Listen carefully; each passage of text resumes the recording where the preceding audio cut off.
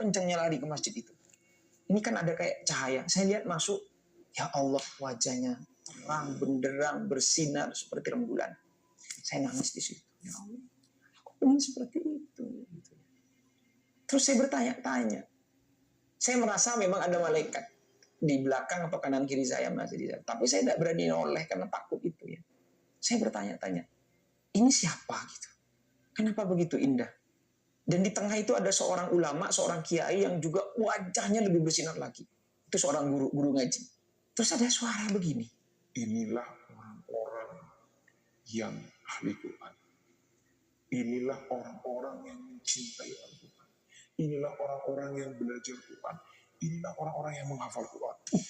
Disitulah saya menangis, ya Allah. Saya selalu ngomong dalam hati maupun ngomong langsung, ya Allah, kembalikan saya ke dunia.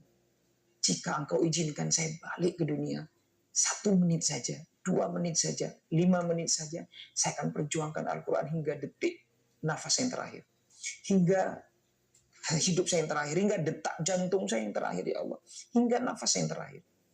Akan saya sujud saya pada Engkau. Sebab saya sebutkan itu, saya ingin sedekah, saya ingin taubat kepada Engkau. Saya sujud, saya ingin membahagiakan banyak, saya ingin membahagiakan sebanyak-banyak orang yang saya mampu, ya Allah. Itu yang saya minta. Terus begitu ngelihat indahnya pemandangan itu, susah diungkapkan dengan kata-kata. Bagaimana indahnya orang ini, wajahnya itu.